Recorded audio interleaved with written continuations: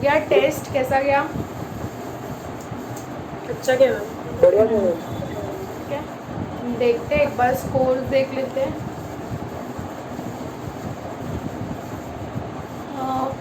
Nimisha 33 out of 50। Why low score Nimisha? है क्या निमिषा? हाँ, यस मैम। Not satisfactory. आपने तो सब लेक्चर्स अटेंड भी किए थे अच्छे से, आप आंसर भी देते हो लेक्चर में, क्या हो गया? कंफ्यूजन और सारे प्रोविजंस मिक्स हो रहे थे तो ये तो सिर्फ एक चैप्टर है बेटा, एग्जाम में तो पूरा डायरेक्ट टैक्स और पूरा इनडायरेक्ट टैक्स के प्रोविजंस मिक्स होने वाले हैं। ठीक है, you should have a good grip on the provisions, confuse नहीं होना है कौन सा क्वेश्चन कौन से प्रोविजन के रिलेटेड है, वो प्रोविजन फटफट आपके सामने आना चाहिए। प्रोविजंस में ये तो सिर्फ सैलरी के ऊपर टेस्ट था, एकदम basic chapter. Business and profession तो अभी चालू होगा। अभी तक जो किया है ना हम लोग ने, मतलब रेसिडेंस, सैलरी, हाउस प्रॉपर्टी, ये सबको मिला के बिजनेस एंड प्रोफेशन के प्रोविजंस बनते हैं। मतलब इतने ज़्यादा प्रोविजंस है बिजनेस एंड प्रोफेशन के अंदर, सिर्फ एक चैप्टर में। पूरे टैक्स का अलग, इनडायरेक्ट टैक्स के अलग, अपने को पूरा पेपर लिखना है ना एग्जाम में। ठीक है, Yes. क्यों प्रोविजंस कंफ्यूजन होते हैं? बिकॉज आप रिवाइज नहीं करते हो। प्रोविजन रिवाइज करो। ठीक, सी अगर टैक्स पे ग्रिप बिठाना है ना, तो ये जो अभी आपने एमसीक्यूज प्रैक्टिस कर लिए, ठीक है, अगर हो सके, तुम लोग कैसे करते हो? सब लोग ने ऑनलाइन ही देखते हो कि प्रिंट आउट निकाला है? ऑनलाइन। ऑनलाइन ही हो सके। अगर अभी जो लोग ऑफिसेस वगैरह में जाते हैं तो ऑफिस में तो फ्री में प्रिंट आउट मिल जाते हैं, या फिर तुम्हारे कोई कजिन्स रहेंगे या मम्मी पापा जो भी ऑफिस में जाता रहेगा, उनको बोलने का चुपके से प्रिंटर में से प्रिंट आउट निकाल के आएंगे। तो प्रिंट आउट निकाल के रखो, पूरे वो जो कंबाइंड वाला शीट है, और फिर उसमें से आप लोग सॉल्व करो, उसमें से सॉल्व करो, वो प्रिंट आउट में से सॉल्व करो। और जो क्वेश्चंस में आपको डिफ़िकल्टी आ रही है, मतलब आपने सॉल्व किया, जिसका आंसर ऑन द स्पॉट आ गया वो ठीक है, बट जिसका आंसर नहीं आया या उसमें कुछ अलग था, जो आपको लगता है कि आपको उसको इम्पोर्टेंट, मतलब खास करके उसको देखना पड़ेगा, उसको अलग से ऐसा कुछ स्टार मार्क करने का। ठीक है, डायरेक्ट टैक्स कम से कम एग्ज़ाम के पहले 3 बार रिवाइज होना चाहिए। ये क्लासेस के साथ हो रहा है वो तो अलग, फिर उसके बाद पोर्शन ख़त्म होने के बाद एक बार सेल्फ रीडिंग पूरा वापस सॉल्व करना है एमसीक्यूज, एंड फिर 2 बार रिवीजन। ओके, तब जाके ग्रिप बैठेगा इसके प्रोविजंस के ऊपर। और ऐसा तो नहीं है कि अपने को सिर्फ डायरेक्ट टैक्स का पेपर लिखना है, और भी सब्जेक्ट्स के हैं ना, तो उसके लिए एफर्ट स्टार्ट करो। कुछ नहीं रहेगा अगर समझो फ्री बैठे हो, या फिर सोने के पहले चलो 10-15 मिनट ऐसे इंस्टाग्राम पे दूसरों का स्टेटस देखने के बजाय इनकम फ्रॉम सैलरी का स्टेटस देख लेने का, फटाफट प्रोविजंस देख लेने का। 10-15 मिनट लगता है सिर्फ, सब प्रोविजंस रिवाइज करने को ना 15 मिनट ही लगेगा। तो सैलरीज का सब फटाफट देख लेने का, वापस दूसरे दिन कुछ नहीं, कंटाला आ रहा है, बुक लेके बैठ जाओ, हाउस प्रॉपर्टी के प्रोविजंस रिवाइज कर लो। ठीक है, ज़्यादा टाइम नहीं लगेगा। देखो, निमिषा 33, दिया 46, अपूर्वा 47, जिनका 45 या 45 के ऊपर है उनका अच्छा है। तरुण 45, वाई? तरुण, श्रद्धा मैम और सान्या। श्रद्धा मैम आपका भी, मतलब जिस तरह से आप भी आंसर देते हो और पढ़ते हो, तो 40 है क्या श्रद्धा मैम? हाँ मैम, एक क्वेश्चन में थोड़ा सा डाउट है मुझे वहाँ पर कि मतलब वो सही है कि नहीं है, मैं बाद में चेक करवाती हूँ। ठीक है, चलेगा। तरुण ऑल्सो 45, फिर सान्या जैन 45, साक्षी है। Yes ma'am. साक्षी 2 बार टेस्ट दिया था। मैम वो नेटवर्क इशू था इसलिए। हाँ, नेटवर्क इशू था। Louder, I can't hear you. Network issue था ma'am. Network issue okay. Bhavyashri 45, Chirag 35। Chirag, is Chirag देर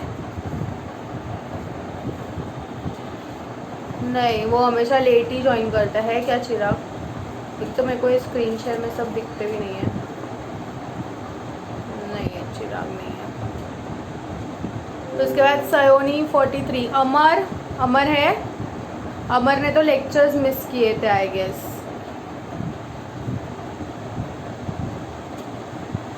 अमर भी नहीं है। फिर जानवी 41, रूबी 32।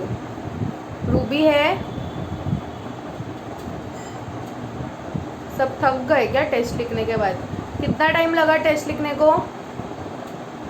1 घंटा। Yes Janvi. 1 hour and 15 minutes. 1 hour and 15 minutes। Rohit 46। विशेष कौन है ये? विशेष कौन है? Shreya 36, Vishakha 24। Is Vishakha there? Vishakha. Shreya, why low score? Yes Shreya. Ma'am बीच में लेक्चर्स में कैंसिल थे। मिस हो गए थे यस मैम। तो आपने कंप्लीट नहीं किए नोट्स? मैम वो एक्चुअली दूसरे बीकॉम के एग्जाम्स चले थे तो फिर रह गया। ठीक है, कर लेना अभी, नहीं तो फिर रह जाएगा तो रह ही जाएगा, बाद में टाइम नहीं मिलेगा कंप्लीट करने के लिए। तो जैसे जैसे अगर सपोज संडेज को वगैरह रहेगा तो एटलीस्ट जो मैंने बोला था वैसे करके पीडीएफ मंगा लो, नोट्स कंप्लीट कर लो बुक के अंदर। लेक्चर्स पढ़े रहेंगे, लेकिन अगर तुम लोग सोचोगे लेक्चर्स के बाद ख़त्म करेंगे तो लेक्चर्स के ख़त्म होने के बाद सब लोग सेल्फ स्टडी में लग जाएंगे, फिर कोई हेल्प नहीं करेगा, सब लोग अपना अपना पढ़ाई करेंगे। ठीक है, चलो। ये हाउस प्रॉपर्टी के अंदर एक छोटा सा पॉइंट बाकी है, एकदम छोटा सा एक नया अमेंडमेंट आया है। There is amendment in finance act, amendment by FA 2019। FA मतलब क्या? Finance act. So by finance act 2019। अब 2019 में क्या बोला है? फर्स्ट ऑफ ऑल मेरे को बोलो, जो हाउस प्रॉपर्टी रहता है उसका क्लासिफिकेशन किस में होता है? एसेट में होता है या स्टॉक इन ट्रेड में होता है? डिफरेंस समझ में आता है? स्टॉक इन ट्रेड किसको बोलते हैं? Stock use for trading. Stock use for trading. उसका और एक वर्ड क्या होता है? स्टॉक का और एक वर्ड क्या होता है? इन्वेंट्री। Very good. क्या होता है और एक वर्ड? इन्वेंट्री। इन्वेंट्री मतलब जिसमें आप बिजनेस करते हो, जिसमें आप क्या करते हो? बिजनेस करते हो। मतलब आपका बिजनेस है, उसको खरीदना बेचना, उसको खरीदना बेचना, उसको हम क्या बोलेंगे? इन्वेंट्री या फिर स्टॉक इन ट्रेड। और एसेट मतलब क्या? एसेट मतलब क्या? जिसको आप खरीदते बेचते नहीं हो, but you hold it for use और फॉर अ लॉन्गर पीरियड। आप उसको होल्ड करते हो ताकि आप उसको यूज कर सको for a longer period. Now tell me, house property किसके डेफिनेशन में आता है? कैपिटल एसेट में आता है या स्टॉक इन ट्रेड में आता है? Capital asset. लेकिन क्या ये house property stock in trade बन सकता है? Yes ma'am. यस। क्यों? For property dealers. Very good. Property dealers नहीं, कंस्ट्रक्शन बिल्डर्स के लिए। किसके लिए? प्रॉपर्टी डीलर्स रहते हैं, वो तो क्या करते हैं? घर के ऊपर कमीशन मिलता है उनको। प्रॉपर्टी डीलर्स को क्या मिलता है? कमीशन। बट जो बिल्डर्स रहते हैं वो घर बनाते हैं एंड फिर बेचते हैं, तो उनका वो प्रॉपर बिजनेस रहता है। ठीक है, जो लोग कंस्ट्रक्शन फील्ड में रहते हैं, so those who are in construction field, तो उनके लिए वो क्या रहता है? स्टॉक इन ट्रेड रहता है। ठीक है, इतना क्लियर हुआ कंसेप्ट। तो गवर्नमेंट ने क्या बोला था? वो जो फिनेंस एक्ट है 2019 में क्या बोला था गवर्नमेंट ने? कि where the house property is held as, where the house property is held as stock in trade, where the house property is held as stock in trade and the property or any part of the property and the property or any part of the property is not let during the whole is not let during the whole or any part of the previous year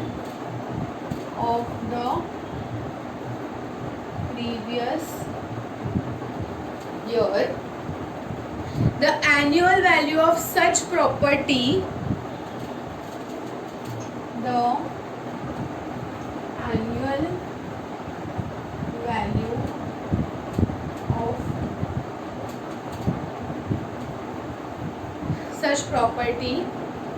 for the period up to 2 years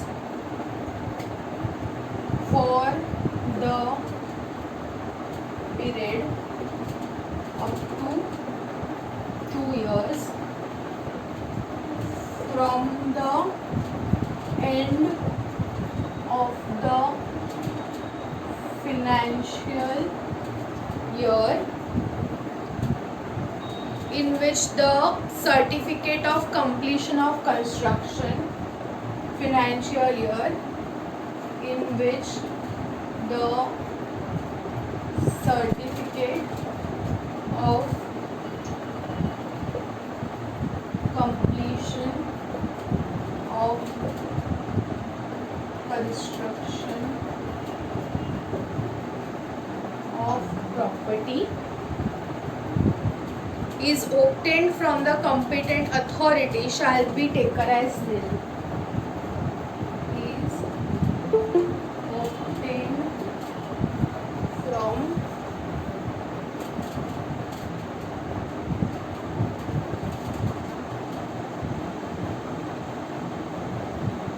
competent authority shall be taken as ठीक है, पहले लिख लो इतना, फिर मैं करती हूँ explain.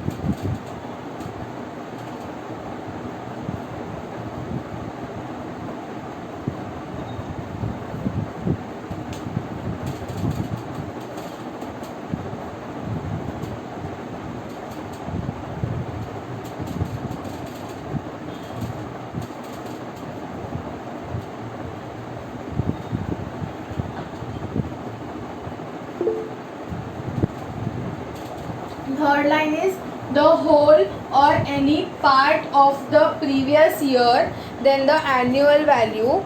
एक मिनट में आगे करती हूँ लैपटॉप.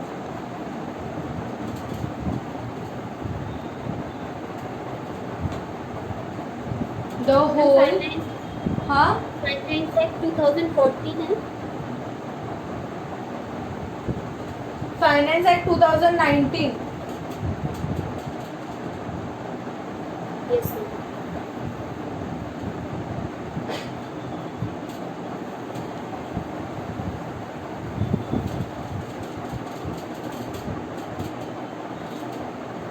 मैम स्टॉक के बाद में क्या फर्स्ट टाइम में क्या? Stock in trade. Okay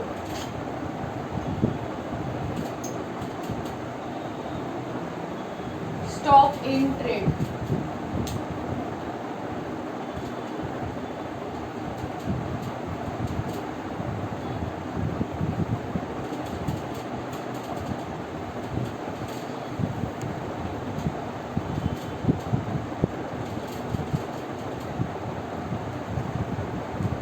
Ma'am, Yes. and what is there after the certificate of? Certificate of completion of construction of property. Okay, ma'am, thank you.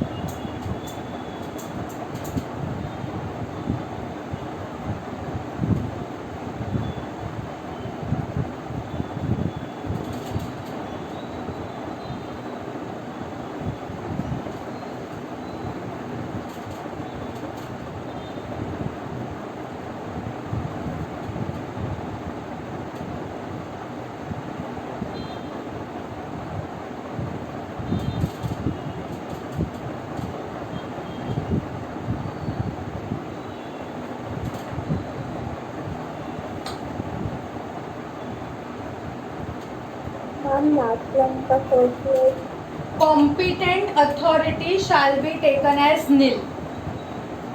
Competent.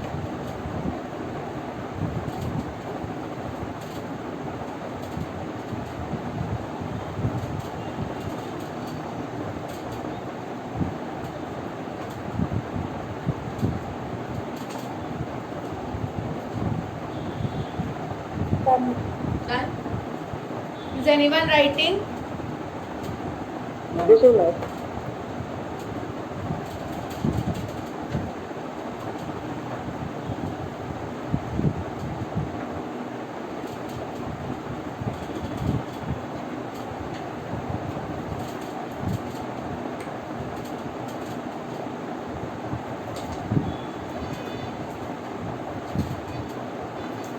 Done.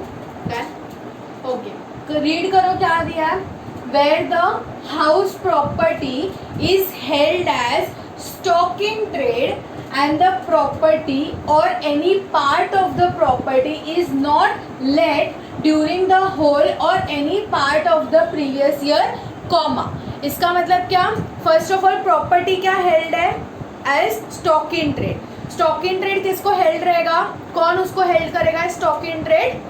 Builders. ठीक है, तो समझो if a person is in a construction business, तो उसने building construct किया. तो building construct किया, building के अंदर फ्लैट्स बनाए, तो वो सारे फ्लैट्स उसके लिए क्या हो गए? स्टॉक इन ट्रेड हो गए. तो समझो पूरे बिल्डिंग में उसने 25 फ्लैट्स बनाए. कितने फ्लैट्स बनाए हैं? 25. अब उसके पास दो ऑप्शन रहेंगे, या तो वो फ्लैट्स बेचेगा या तो फ्लैट्स को रेंट पे दे सकता है.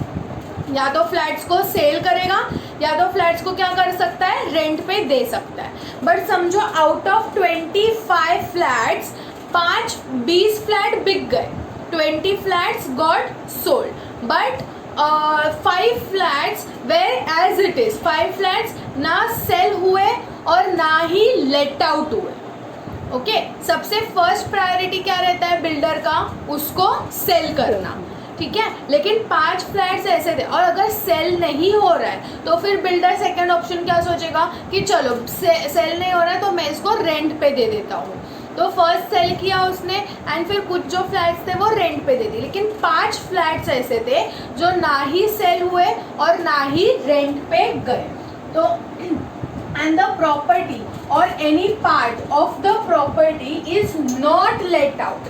It is not let during the whole or any part of the previous year. अगर नहीं रेंट पे गया है तो जो भी उसका एनुअल वैल्यू रहेगा of such property for the period up to 2 years, तो वो जो प्रॉपर्टी रहेगा उसका हम लोग 2 साल तक वैल्यू क्या लेंगे? नील लेंगे. एनुअल वैल्यू क्या लेंगे? उसका नील लेंगे हम लोग. ठीक है, उसका हम लोग एनुअल वैल्यू जो अपन करते थे ना एक्सपेक्टेड रेंट वाला वो सब चीज़, तो वो सब चीज़ हम लोग नहीं करेंगे. 2 जो फ्लैट्स रहेंगे उसका हम लोग वैल्यू क्या लेंगे? नील लेंगे. लेकिन वो 2 साल कहाँ से काउंट होंगे? 2 years from the end of the financial year in which the certificate of completion. Certificate of completion मतलब क्या?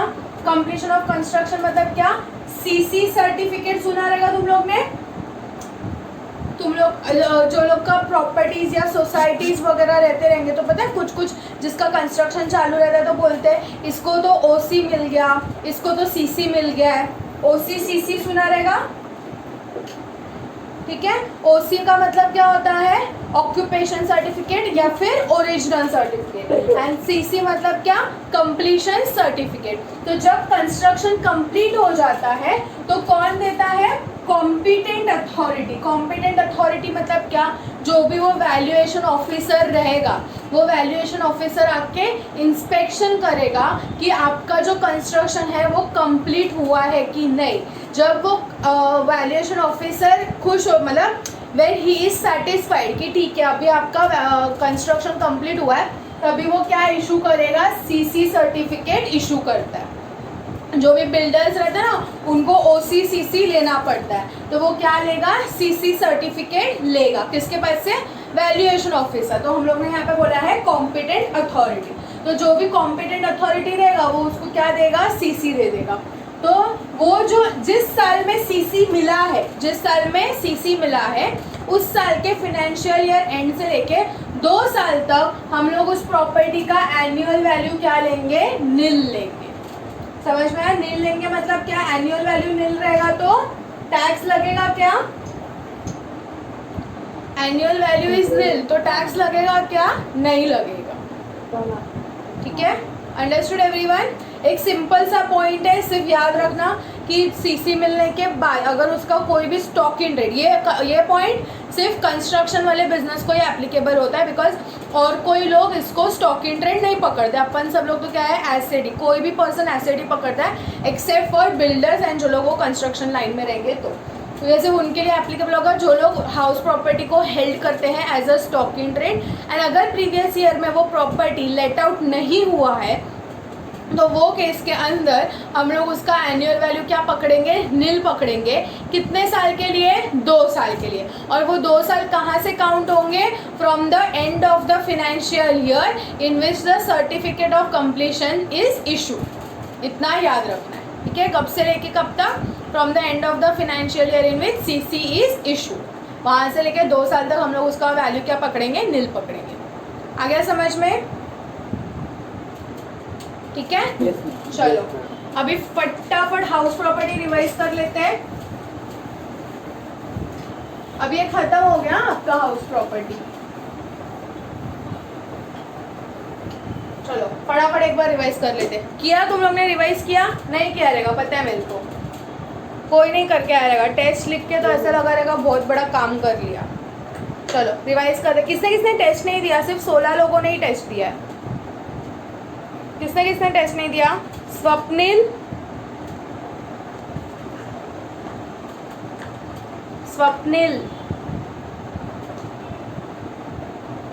और किसने टेस्ट नहीं दिया? सलोनी आपने दिया?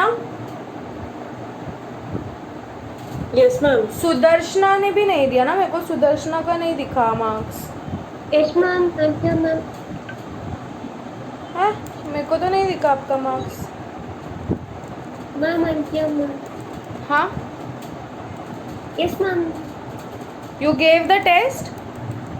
No, ma'am, actually, I have absent yesterday, ma'am, due to network issue, ma'am. But test was today. Ma'am, I don't know. Ma'am, actually, I'm able to pass 1 week lecture, ma'am, because I have college, ma'am. So I didn't attend the lectures, ma'am. So physical college is started. Yes, ma'am. Where are you from? Ma'am, from Tirupur, Tamil Nadu. Tamil Nadu, everything started physical college. Yes, ma'am. Everybody going to colleges. No third wave coming. No, ma'am. No more intimations here, ma'am. Nice. चलो और किसने किसने नहीं दिया? श्रुति आप रात को दोगे, ठीक है। आर्यन ने दिया? आर्यन दे दिया मैम। हाँ आर्यन का आ गया। सान्या ने भी दिया, ठीक है। स्वप्निल, हाँ। चिराग का हम लोग पूछ रहे थे ना, चिराग इतना कम मार्क्स क्यों आया? विजय लक्ष्मी भी बाकी है ना टेस्ट को? Ma'am, yes ma'am. Today night I will give ma'am. Okay. Because I'm working so much. Okay. Chirag, Yes ma'am. why less marks? थोड़ा सिली मिस्टेक हो गए लास्ट के क्वेश्चंस में। लास्ट के क्वेश्चंस थियोरी क्वेश्चंस थे ना last के तो। यस मैम, तो उसमें थोड़ा मिस्टेक हो गया। ठीक है, चलो आई होप जिनका जो रॉन्ग हुआ है उनको हिंट्स वगैरह से कुछ फ़ायदा हो या अपना गलती समझ में आया, ठीक है। इट्स ओके, सेटिस्फैक्ट्री है मार्क्स, इतने भी कम नहीं है। बट आई वॉज एक्सपेक्टिंग सबका 40 के ऊपर, बिकॉज अभी तो नेगेटिव मार्किंग नहीं है, ठीक है। एंड इवन कंपलसरी क्वेश्चन है, बट फिर भी उससे कुछ फ़र्क नहीं पड़ना चाहिए, बिकॉज आप वो अटेम्प्ट करोगे तो भी -1 होगा और छोड़ोगे तो भी मतलब कुछ काउंट नहीं होगा उससे, तो उससे कुछ फ़र्क नहीं पड़ेगा। छोड़ोगे तो भी जितना करेक्ट है उतना ही मार्क्स मिलेगा इसमें, और नेगेटिव मार्किंग नहीं है। नेगेटिव मार्किंग होगा तो और कम जाएगा, ठीक है। तो उस हिसाब से अपना स्कोर एनालाइज कर लेना क्या है करके, ओके। ट्राई करो 40 के ऊपर लाने का और अगले टेस्ट में वगैरह, ओके। चलो next we start.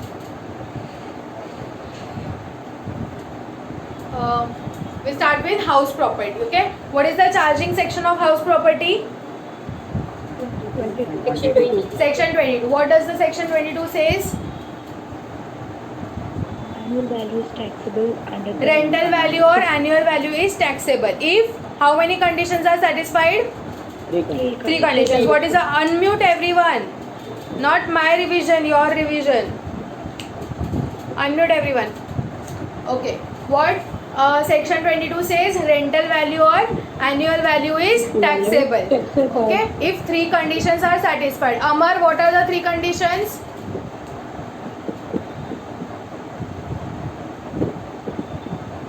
Amar, what are the three conditions?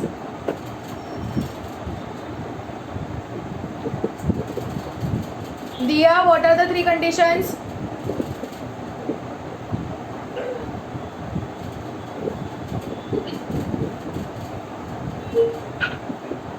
Yes, Diya.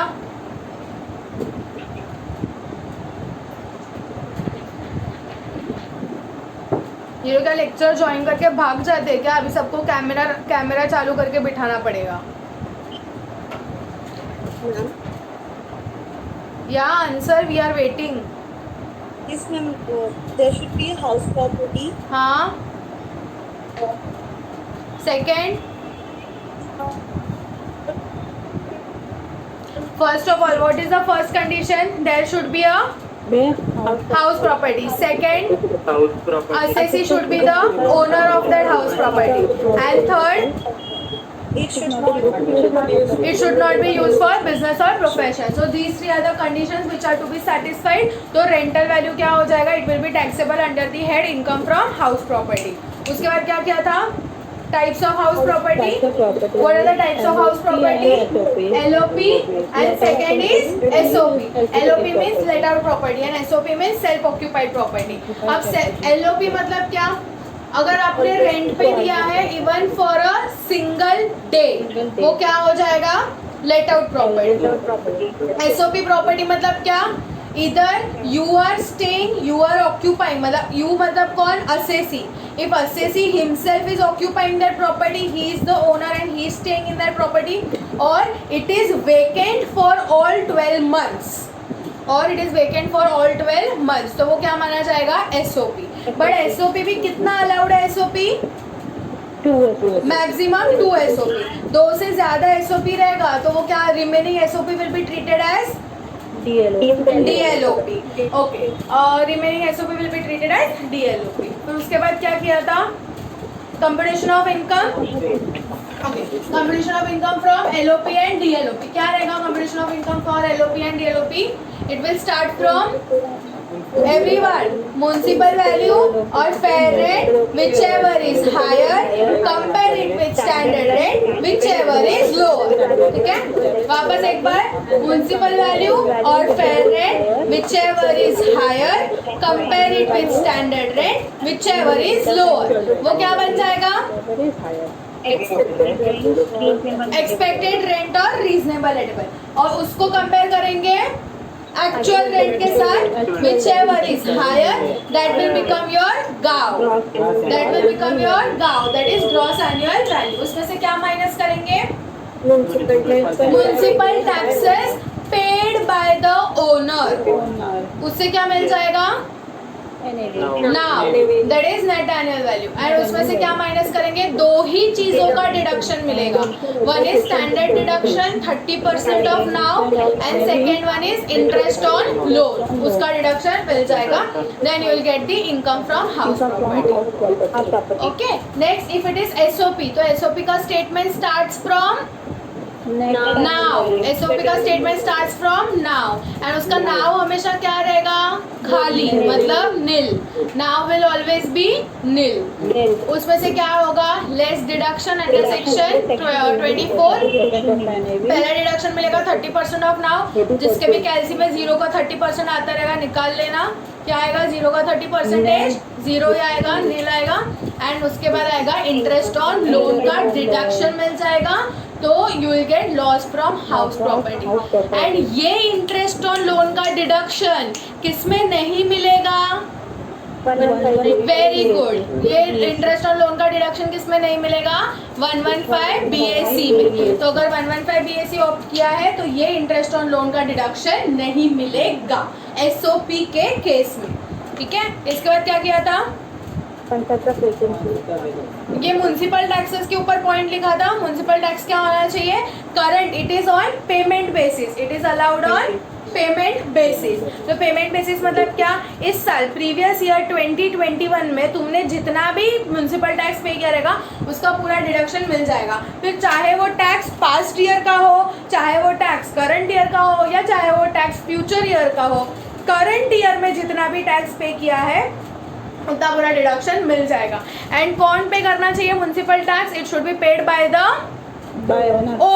Owner himself. ठीक है, अगर टेनेंट पे करेगा तो ये डिडक्शन नहीं मिलेगा. क्यों, हम लोग ये किसके पॉइंट ऑफ व्यू से कैलकुलेट कर रहे हैं, from owners point of view. Owner is the assessee here, तो ओनर के लिए कैलकुलेट करेंगे. तो अगर ओनर ने अपने जेब से भरा रहेगा म्युनिसिपल टैक्स तो ही हम उसको डिडक्शन देंगे, अगर टेनेंट ने भरा रहेगा तो हम डिडक्शन नहीं देंगे. फिर इसके बाद क्या किया था हम लोग ने, कंसेप्ट ऑफ वैकेंसी. तो सेम यहाँ पे जो एलओपी वाला केस है, एलओपी एंड डीएलओपी के अंदर जो भी वैकेंसी, जब वैकेंसी आएगा क्वेश्चन में दिया रहेगा कि vacant for so and so months, तो वो केस के अंदर जो भी वैकेंसी वाला पॉइंट रहेगा तो उसमें क्या चेक करने का, हम लोग एक्सपेक्टेड रेंट तक आ जाएंगे. म्युनिसिपल वैल्यू और fair rent whichever is higher, compare it with standard rent whichever is lower, that will be your expected rent. उसको कंपेयर करना है एक्चुअल रेंट के साथ. आपका जो आंसर है वो इन दोनों में से ही आएगा, लेकिन इसके साथ एक कंडीशन चेक करना पड़ेगा. क्या, if expected rent is less than or equal to actual rent plus vacancy rent, तो वो केस में actual rent will be your गांव.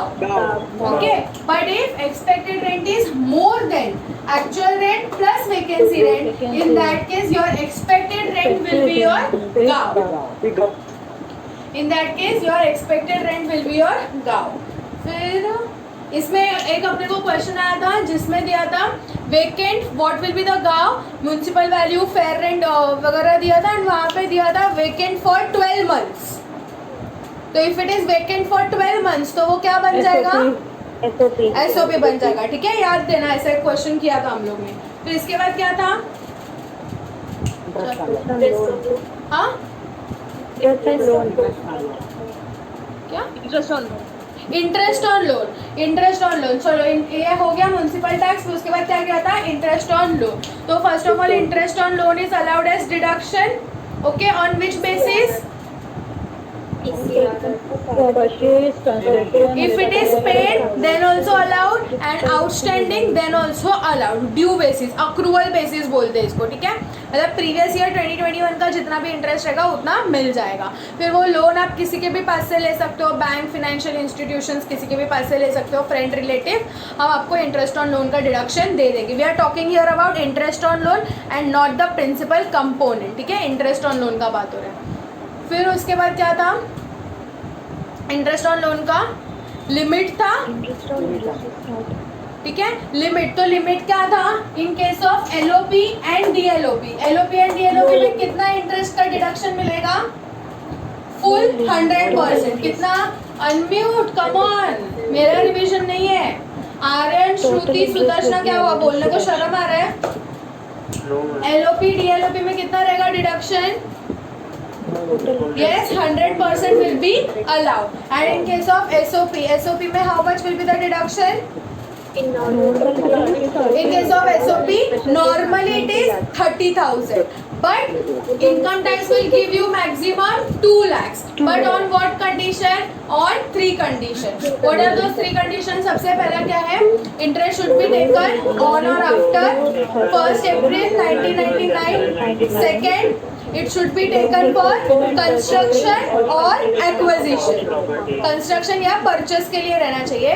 And अगर construction के लिए ले रहे हो, then construction should be completed within 5 years from the जब भी तुमने from the end of the financial year in which loan is taken. जिस साल में लोन लिया है उसके एंड से 5 साल के अंदर आपका कंस्ट्रक्शन खत्म हो जाना चाहिए, तो ही हम 2 लाख रुपया देंगे, नहीं तो हम 30,000 ही देंगे. Okay everyone? ओके, फिर इंटरेस्ट ऑन लोन ऊपर एक पॉइंट रह गया, वो किसके लिए मिलेगा? Purchase, construction, renovation and reconstruction जो भी था, रिपेयर्स एंड रिकंस्ट्रक्शन जो था. Repair and reconstruction. उसके बाद क्या था? क्या? Pre construction interest. हाँ, फिर ये इंटरेस्ट का तो मिलेगा ही, लेकिन एक प्री कंस्ट्रक्शन रहता है. प्री कंस्ट्रक्शन कब आएगा? जिस साल में आपने लोन लिया एंड जिस साल में आपका कंस्ट्रक्शन खत्म हो रहा है, they are in different financial year. The year in which you have taken the loan and the year in which construction is completed, they are in 2 different financial year. वो case के अंदर क्या आ जाएगा? Pre construction interest आ जाएगा. तो first of all you need to find out pre construction period. So what will be the pre construction period? Date of loan or commencement of construction, whichever is later till 31st March before the completion of construction. ठीक है, till 31st March before the completion of construction. जिस साल में construction खत्म हुआ है उसके पहले कौन सा 31st मार्च आया, वहां तक. ओके, तो फिर देखने का ये प्री कंस्ट्रक्शन पीरियड कितने मंथ्स का हुआ, ये प्री कंस्ट्रक्शन पीरियड कितने मंथ्स का हुआ वो चेक करने का, एंड फिर उसके ऊपर इंटरेस्ट कैलकुलेट करने का. अभी वो जो इंटरेस्ट रहेगा, जो प्री कंस्ट्रक्शन इंटरेस्ट आएगा, वो सब साथ में मिल जाएगा क्या? No, it will be deduction will be allowed in 5 years. कौन से 5 years में? Starting from the year of completion. जिस साल में कंप्लीशन खत्म हुआ है कंस्ट्रक्शन, उस साल से 5 साल में मिलेगा. मतलब हर साल 1/5 मिल जाएगा. तो मेरा करंट ईयर का इंटरेस्ट कितना रहेगा? करंट ईयर का टोटल डिडक्शन कितना रहेगा? Total deduction it will B interest जो ड्यू बेसिस पे है करंट ईयर का प्लस प्री कंस्ट्रक्शन इंटरेस्ट का 1/5. ठीक है, एक्चुअल इंटरेस्ट कितना रहेगा? करंट ईयर का टोटल डिडक्शन ऑफ इंटरेस्ट कितना रहेगा? जो करंट ईयर का प्री ड्यू बेसिस पे रहेगा, बिकॉज करंट ईयर भी मैं EMIs तो पे करने वाली हूँ. तो फॉर फिनेंशियल ईयर 2021 का जितना एक्चुअल इंटरेस्ट है, वो जो 2021 का ही है, वो इंटरेस्ट प्लस प्री कंस्ट्रक्शन जो है, प्री कंस्ट्रक्शन का 1/5 interest. This will form your total deduction of interest under section 24 subsection 2 या 24 सबसेक्शन B, जो भी है वो. समझ गया इतना? ठीक है. एंड फिर यहाँ पे लिमिट्स आएगा. 100 LOPD रहेगा तो 100% या फिर 30,000 एंड 2 lakhs. ठीक है. फिर उसके बाद क्या किया था? Deduction 5 years starting from year of completion. Deduction start, हाँ वो हो गया. प्री कंस्ट्रक्शन हो गया. Unrealised rent. इसमें एक बीच में छोटा सा कंसेप्ट आया था कि पूरे हाउस प्रॉपर्टी में सिर्फ 3 ही चीज़ों का डिडक्शन मिलेगा. कौन सी 3 चीज़ें? म्युनिसिपल टैक्सेस, स्टैंडर्ड डिडक्शन मिल जाएगा एंड इंटरेस्ट ऑन लोन. इसके अलावा और कोई भी चीज़ का आपको डिडक्शन नहीं मिलेगा. ओके, बिकॉज सबका मिला के 30% एक स्टैंडर्ड डिडक्शन दे दिया है उन्होंने. और कोई चीज़ों का आपको repairs and maintenance, lift charges, water charges, electricity charges, parking charges, ये किसी भी चीज़ का आपको डिडक्शन नहीं मिलेगा. उसके बाद क्या था? Unrealised. Unrealised rent means what? Bad debts. It is like a bad debts of rent. तो जब बैड डेट्स का रेंट हो जाएगा तो उसका ट्रीटमेंट क्या रहता है अनरियलाइज्ड रेंट का? You reduce it from the actual rent, right? Rent received at receivable less unrealised rent. तो जब अनरियलाइज्ड रेंट हुआ तो आपने उसमें से क्या कर दिया? माइनस कर दिया. बट कल को उठ के अगर आपको अनरियलाइज्ड रेंट रिसीव हो गया तो वो केस में क्या हो जाएगा? It will be taxable. And how much will be taxable? There also they give you 30% standard deduction. तो जितना भी रेंट रिसीव हुआ है उसमें से 30% स्टैंडर्ड डिडक्शन मिल जाएगा, balance amount will be taxable. ठीक है, तो अगर मैं बोलूँ कि मेरे को 10 रुपया अनरियलाइज रेंट था और जो आज 10 रुपया मिला, तो इसमें से 30% डिडक्शन हो जाएगा। तो 10 का 30% करोगे तो कितना आएगा? 3 rupees. So 3 will be deduction. तो टैक्सेबल कितना हो गया? 7 रुपीज। इन अदर वर्ड्स, और आई कैन से जो इनकम अनरियलाइज रेंट हुआ है उसका 70% इज टैक्सेबल। दोनों मत याद रखना, कंफ्यूज हो जाओगे। दोनों में से कोई तो एक प्रोविजन याद रखना, या तो received minus deduction taxable, received minus deduction taxable, या तो ये वाला स्टेप याद रखना, या फिर received into 70% is equal to taxable. ठीक है, या तो ये याद रखना। दोनों मैक्स है, मैक्स के प्रोविजन मतलब मैक्स के जैसा, ये भी सही है ये भी सही है, दोनों का आंसर एक ही आता है। ठीक है, समझ गया इतना? आगे क्या था? अरियर्स ऑफ रेंट का भी सेम था। अरियर्स ऑफ रेंट मतलब क्या? Previously it was under dispute and आज जाके अगर वो रिसीव हुआ है तो वो केस के अंदर भी वो क्या हो जाएगा? It will be taxable and deduction मिल जाएगा 30%, राइट? उसके बाद क्या किया था?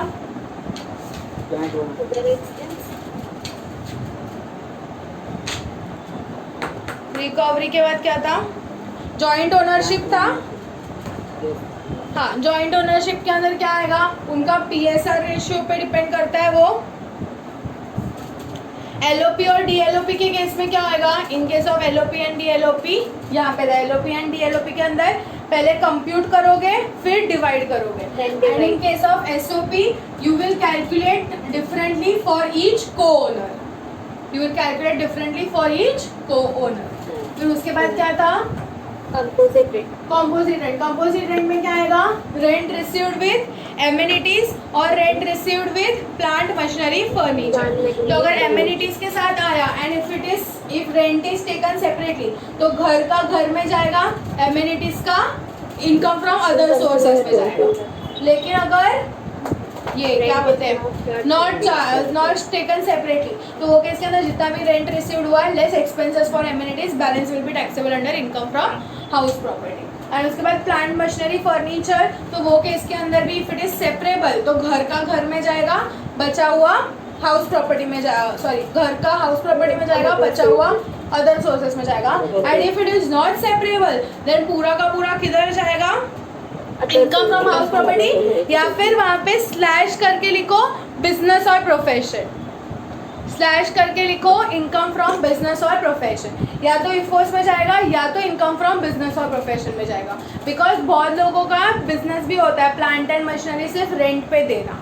ठीक है, तो वो इफोर्स में जाएगा और इनकम फ्रॉम बिजनेस और प्रोफेशन। ठीक है, यस मैम। ओके। फिर लास्ट वाला पॉइंट क्या था?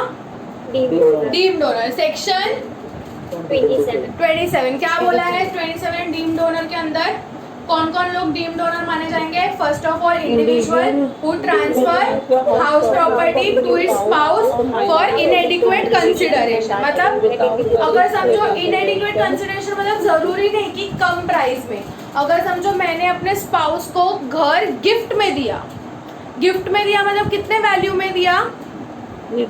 0। कितने गिफ्ट में दिया मतलब कितने वैल्यू में दिया? 0। So even that is called as inadequate consideration. तो वो केस के अंदर क्या हो जाएगा? I will be treated as deemed donor and वो मेरे इनकम फ्रॉम हाउस प्रॉपर्टी में टैक्सेबल होगा, मेरे इनकम फ्रॉम हाउस प्रॉपर्टी में टैक्सेबल होगा because I will be treated as the deemed donor. फिर नेक्स्ट क्या था? Individual who transfer house property to minor child but not for minor married daughter without adequate consideration. तो किसके नाम पे transfer कर रहा है वो? माइनर चाइल्ड, तो माइनर सन या माइनर डॉटर दोनों चलेंगे, but not for minor married daughter. ठीक है, अगर माइनर सन या माइनर डॉटर को ट्रांसफर किया तो डीम डोनर कौन माना जाएगा? इंडिविजुअल। Individual. लेकिन अगर माइनर मैरिड डॉटर को ट्रांसफर किया तो individual will not B treated as deemed owner. ठीक है, समझ में आया? डीम्ड ओनर कौन माना जाएगा? वो माइनर मैरिड डॉटर ही मानी जाएगी। लेकिन फिर उसके बाद क्लबिंग प्रोविजन आएगा। क्लबिंग प्रोविजन आएगा मतलब क्या? कि जो भी माइनर रहते हैं, अब जैसे कि एग्जाम्पल मतलब फैक्ट की इनकम टैक्स के अंदर टैक्स रिटर्न फाइल करने के लिए क्या लगता है? पैन कार्ड लगता है। ठीक है, टैक्स रिटर्न फाइल करने के लिए क्या लगता है? पैन कार्ड के ऊपर फाइल होता है। पैन कार्ड कभी मिलता है? After 18 years. मतलब जो 18 ईयर, इन शॉर्ट ऐसे बोल सकते हैं कि जो लोग 18 ईयर्स के ऊपर है वो लोग ही इनकम टैक्स रिटर्न फाइल कर सकते हैं। यस, लेकिन you have seen the child artist जो सीरियल्स में काम करते हैं, मूवीज में काम करते हैं, ठीक है, वो लोग भी इनकम अर्न करते हैं। Obviously they are earning more than the basic exemption limit. 2.5 lakh से ज़्यादा ही कमा रहे हैं साल का। ओके, तो क्या उनके इनकम पे टैक्स नहीं लगेगा क्या? उनके इनकम पे टैक्स लगता है, लेकिन उनका जो इनकम है ना वो लोग क्या है? माइनर है, बिकॉज दे आर 18 बिलो। उनका पैन कार्ड नहीं है तो वो लोग कौन है? माइनर है। तो उस माइनर का इनकम जो है वो उनके पेरेंट्स के साथ क्लब किया जाता है। क्या किया जाता है? उनके पेरेंट्स के साथ क्लब किया जाता है। इसको बोलते हैं क्लबिंग ऑफ इनकम। क्या बोलते हैं इसको? Clubbing of income. ठीक है, हाँ,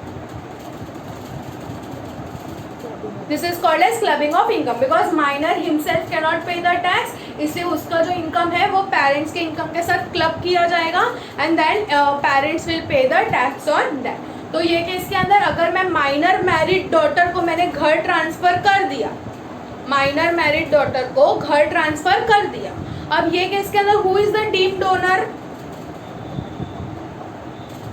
If I transfer the property to minor married daughter, then who is the deemed donor here? Minor married daughter is the deemed donor. ठीक है, तो she is the deemed donor. तो और समझो उसने वो घर रेंट पे चढ़ा दिया। उस माइनर ने समझो मेरी एक माइनर डॉटर थी, उसका मैंने शादी करवा दिया एंड दहेज में जो घर था वो उसके नाम पे कर दिया। ओके, इनके वो दहेज के केस के अंदर मैंने क्या किया? घर जो था वो उसके नाम पे कर दिया। अब उसका तो शादी हो गया, आई am not the deemed donor, लेकिन उसने वो घर क्या किया? रेंट पे दे दिया। अब वो रेंटल इनकम आ रहा है वो किसके नाम पे आएगा? Daughters name. रेंटल इनकम जो भी आएगा वो किसके नाम पे आएगा? डॉटर के नाम पे। तो who is earning the income? My minor daughter. तो वो जो इनकम है, आई am not the deemed donor, लेकिन वो माइनर मैरिड डॉटर का इनकम मेरे साथ क्लब हो जाएगा। Okay, this is one situation. I am not the deemed donor but because of the clubbing provision minor married daughter का जो इनकम है वो मेरे इनकम के साथ क्लब हो जाएगा। लेकिन अगर मेरा माइनर सन है या फिर माइनर अनमैरिड डॉटर है, माइनर सन और माइनर अनमैरिड डॉटर है एंड मैंने उनको घर ट्रांसफर किया, तो वो केस के अंदर क्या हो जाएगा? Who will be the deemed donor? I will be the deemed donor. Individual will be the deemed donor. तो वो मेरे ही इनकम फ्रॉम हाउस प्रॉपर्टी में आएगा। आई will be the deemed donor and मेरे ही इनकम फ्रॉम हाउस प्रॉपर्टी में आएगा। समझा? तो मैम इसमें जो ट्रांसफर करता है वही उसी के साथ क्लब किया जाता है इनकम को? क्या? जो ट्रांसफर करता है उसी के साथ क्लब किया जाता है? नहीं, ऐसा नहीं, पेरेंट्स का दोनों का ऑप्शन रहता है। मतलब जो भी क्लबिंग प्रोविजन में ईदर ऑफ द पेरेंट्स। अभी कुछ जगह पे अगर समझो डिवोर्स हो जाता है पेरेंट्स का, तो वो केस के अंदर भी वो लोग क्या करते हैं? जिसका भी इनकम कम रहेगा, पेरेंट्स, दोनों पेरेंट्स में से जिसका भी इनकम कम रहेगा उसके साथ क्लब कर देते हैं। ओके, या फिर अगर डिवोर्स हो गया रहेगा तो वो केस के अंदर बच्चा जिसके साथ रहता है उसके साथ उसका क्लब करते हैं, बिकॉज वो क्लबिंग के साथ डिडक्शन भी मिलता है। ठीक है, अभी समझो जो if my daughter is there and if she is doing, मतलब वो मूवीज़ वगैरह में काम कर रही है, तो उसको जो भी इनकम मिलेगा वो मेरे साथ क्लब हो जाएगा, लेकिन उसके साथ साथ मेरे को उसके इनकम का डिडक्शन भी मिलेगा। वो सब आगे आएगा क्लबिंग ऑफ प्रोविजन में। ठीक है, तो माइनर के इनकम के ऊपर I can claim deduction also. Okay, तो वो केस के अंदर डिडक्शन भी मिलता है। तो जो भी पेरेंट्स का ईदर ऑफ पेरेंट्स जिसका भी इनकम क्लबिंग करने के पहले जिसका इनकम कम रहेगा मोस्टली उसके साथ वो लोग क्लब कर देते हैं. Understood this much? डिफरेंस समझ में आया दोनों में? डीम्ड ओनर रहेगा तो उसका ही income from house property compute होगा, लेकिन डीम्ड ओनर नहीं है और जो है वो माइनर मैरिड डॉटर है, तो माइनर मैरिड डॉटर है तो she is the deemed owner. ना I am not the owner, she is the owner. She is earning rent, she is earning rent, लेकिन since she is minor her income will be clubbed with me. Understood this much? Yes, ma'am. ठीक है. Next उसके बाद क्या था वो cooperative society में. So who are the shareholders of cooperative societies और कंपनीज, वो सारे क्या माने जाएंगे? ओनर्स माने जाएंगे. फिर उसके बाद होल्डर ऑफ इम्पार्शिएबल एस्टेट, फिर एक टोपा वाला था ट्रांसफर ऑफ प्रॉपर्टी एक्ट वाला, एंड टोपा वाले के बाद property given on lease for more than 12 For more than 12 years. ठीक है. और एक छोटा सा पॉइंट है एमसीक्यूज में आ सकता है. अगर बिल्डिंग को मैंने रेंट पे दिया, हम लोग ने हाउस प्रॉपर्टी के डेफिनेशन में देखा था. हाउस प्रॉपर्टी मतलब क्या? Building and land appurtenant thereto. Building and land appurtenant thereto मतलब बिल्डिंग एंड उसके आजू बाजू अगर गार्डन है, पार्किंग स्पेस है, so all those are also included in house property and वो उसके ऊपर जो भी रेंट रहेगा it will be taxable under house property.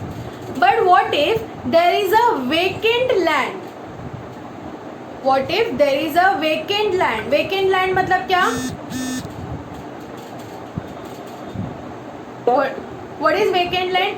Empty land. ठीक है. अब जैसे बहुत लोग ओपन ग्राउंड्स होते हैं, there are marriages conducted in open house and all.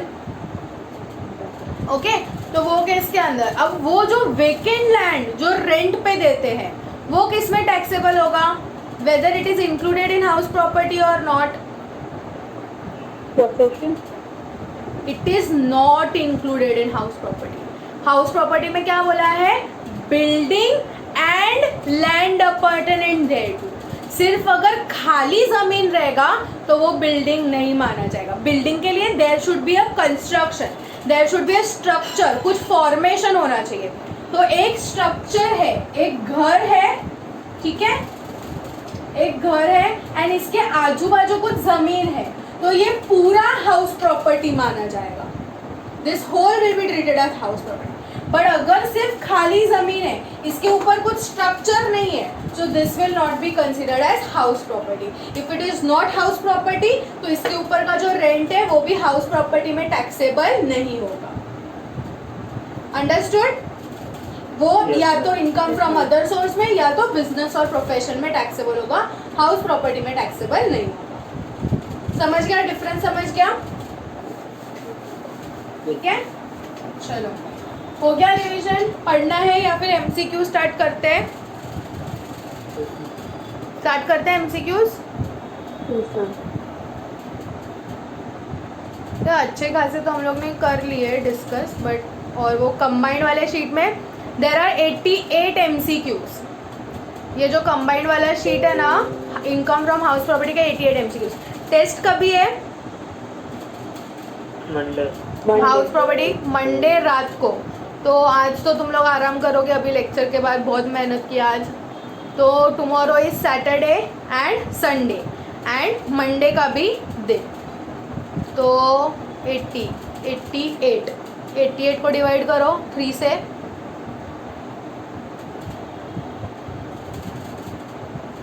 26, 27, 25 MCQs पकड़ो. तो 25 कर सकते हो. कल पूरे दिन में 25 एमसीक्यूज करोगे, परसों पूरे दिन में 25 एमसीक्यूज करोगे एंड मंडे को बैलेंस जो भी रहेंगे वो एमसीक्यूज. Is it fine? ठीक है, ज़्यादा बर्डन भी नहीं. लेकिन कल 25 एमसीक्यूज स्टार्ट करने के पहले पूरा हाउस प्रॉपर्टी रिवाइज करोगे, परसों 25 एमसीक्यू स्टार्ट करने के पहले पूरा हाउस प्रॉपर्टी रिवाइज करोगे, मंडे को एमसीक्यू स्टार्ट करने के पहले पूरा house property. It will hardly take 15 minutes for revision. House property बहुत चिंदी चैप्टर है, बहुत छोटा चैप्टर है, 15 मिनट ही लगेगा सिर्फ रिवाइज. कल करोगे तो 20 मिनट लगेगा, परसों करोगे तो 15 मिनट लगेगा, और मंडे को करोगे तो 10 मिनट में रिवीजन होगा, एग्जाम के दिन 5 मिनट में रिवीजन होगा. Okay, I hope. Any confusion? तो कल का होमवर्क क्या है? Revision of house property and 25 MCQs. Sunday का homework revision of house property 25 MCQs Monday को, बिकॉज मंडे तक हाउस प्रॉपर्टी तक का बैकलॉग क्लियर कर लो, बिकॉज बिजनेस और प्रोफेशन में बैंड बजने वाला है प्रोविजंस का. ठीक है, थोड़ा हैवी जाएगा. अगर मतलब ये जितना सॉर्टेड है ना, थोड़ा सा हैवी जाएगा, थोड़ा सा, इससे हार्डली 10% थोड़ा हैवी जाएगा. बिजनेस और प्रोफेशन हार्ड नहीं है, प्रोविजंस ज़्यादा है उसके अंदर. ओके, अपने को अराउंड अगर 1.5 घंटे का लेक्चर रहेगा ना रोज़, तो it will take around 8 to 9 days to complete business or profession. 8 to 9 days, and business and profession is very very very important from your exam point of view, very much important. तो हो सके if you are कुछ है unnecessary lectures miss हो रहा है तो please try करना ना मिस करो, because business and profession option में नहीं छोड़ना है. बिजनेस एंड प्रोफेशन ऑप्शन में छोड़ा मतलब टैक्स में फेल, इतना याद रखना. मैंने पहले ही बोला था टैक्स के लिए 5 heads: salary, house property, business और प्रोफेशन, कैपिटल गेन, इफोर्स. बातों ही बातों में 2 हेड्स खत्म हो गए. सैलरी भी खत्म हो गया, हाउस प्रॉपर्टी भी खत्म हो गया. ऐसे ही बातों में बिजनेस एंड प्रोफेशन भी खत्म हो जाएगा, कैपिटल गेन भी हो जाएगा, इफोर्स भी हो जाएगा. फिर ना इधर गले तक आ जाएगा पोर्शन रिवाइज करने के लिए. ओके, सो ट्राई करना बिजनेस एंड प्रोफेशन में मिस ना करो, जितना भी रहेगा रिवाइज करते रहना, बिकॉज मंडे को हाउस प्रॉपर्टी लिख लो, फिर मस्त से बिजनेस एंड प्रोफेशन रिवाइज करेंगे. Okay, and tomorrow we will start business and profession. So tomorrow and Sunday we will have more time for lecture. तो अच्छा खासा बिजनेस एंड प्रोफेशन भी कवर हो जाएगा. ओके, प्लीज़ आलस मत करो. अभी क्या चालू है? सितंबर. एग्ज़ाम कभी है? दिसंबर ना, 26 दिसंबर कभी है? 21st. हाँ, 21 दिसंबर. आज क्या है? 17 सितंबर, मतलब 21 सितंबर पकड़ो. सितंबर से अक्टूबर, अक्टूबर से नवंबर, नवंबर से दिसंबर, 3 महीना. कितने ग्रुप दे रहे हो? 1 ग्रुप या 2 ग्रुप? Single group. सब लोग सिंगल ग्रुप वाले हैं. अगर पास हो गए तो श्रद्धा मैम, आ गया आपका रिजल्ट? पास हो गए तो एक ही दे. अच्छा, पास हो गए तो सिर्फ ये वाला ही बचेगा अभी आपका ग्रुप. टैक्स आपने सेकेंड ग्रुप दिया ना अभी, ये फर्स्ट ग्रुप है, फर्स्ट मॉड्यूल है, मतलब ऑलमोस्ट सब लोग फर्स्ट मॉड्यूल वाले हैं. ठीक है, मेक श्योर कि आप लिंक में रहो, लेक्चर्स मिस मत करो. ट्राई हो सके तो मत करो लेक्चर्स मिस. कॉलेज वगैरह एग्ज़ाम्स है, अटेंडेंस कंपलसरी नहीं रहेगा तो जाने दो. अभी 3 महीना दिसंबर तक थोड़ा छोड़ दो कॉलेज लाइफ. एक बार एग्ज़ाम हो जाएगा फिर मार्च तक कॉलेज लाइफ ही. अभी थर्ड वेव नहीं आने वाला है. हो सके if it is not compulsory to attend college, don't go, sit home study. दिसंबर के बाद जाते रहना, रोज़ कॉलेज जाना. चलो स्टार्ट करते हैं. Basic concept of taxability of income tax. 88 provisions है, जितना होगा उतना करेंगे. 9 o'clock तो हो गया, 9:35 तक जितना होता है उतना फटाफट निपटाते हैं, और जो इम्पोर्टेंट वाले रहेंगे वो कवर कर लेते हैं. बाकी तो तुम लोग को डाउट रहेगा तो पूछ लेना. ठीक, क्या दिया है? What is the charging section of income from house property?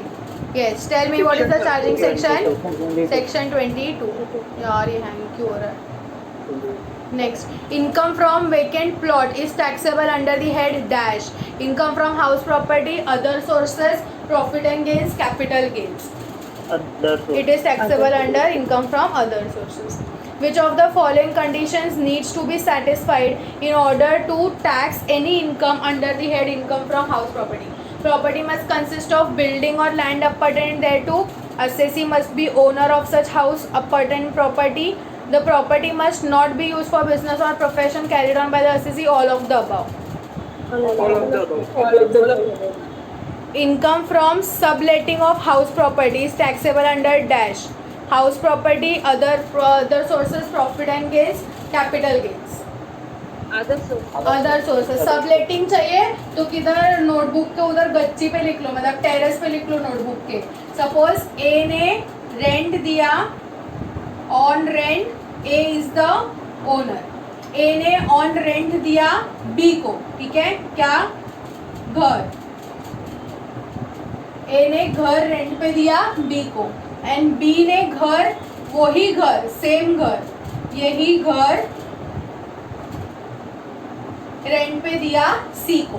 तो ये वाला जो है ये क्या है, रेंट है, लेट आउट है, ये क्या है, लेट आउट। एंड बी ने जो सी को दिया है इसको बोलते हैं क्या, सबलेट, सबलेट आउट या फिर सबलेटिंग ऑफ प्रॉपर्टी। समझा? चाहिए तो ये टेरेस पे किधर डायग्राम बना लो तो याद आ जाएगा। टेरेस पे मतलब नोटबुक के टेरेस पे।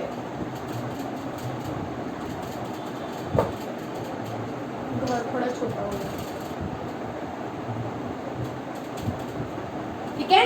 A is the owner, A has given property to B on rent, then this is let out. But B ने जो subletting किया है वो क्या है, it will be taxable under, so this will be taxable under income from house property, but this will be taxable under income from other sources.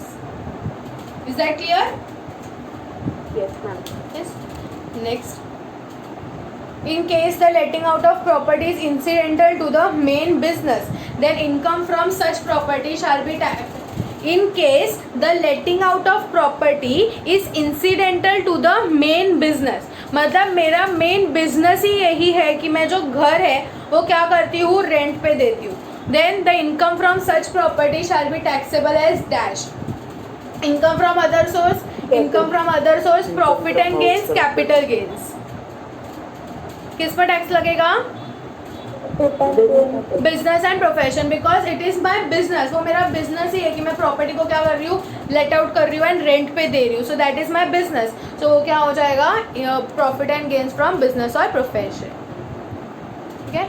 Next ध्यान देना ये वाला question, XYZ Limited is engaged in the construction of residential flats.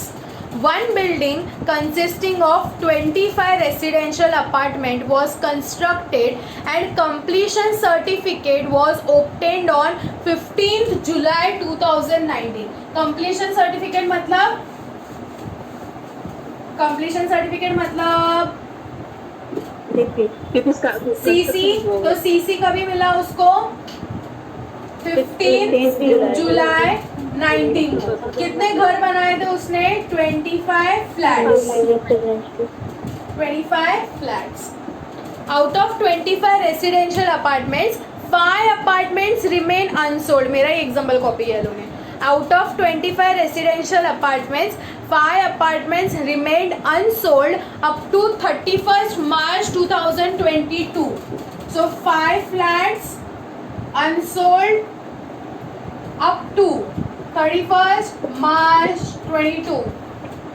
The expected rent of each apartment is rupees 30,000 per month. The expected rent of each apartment is rupees 30,000 per month.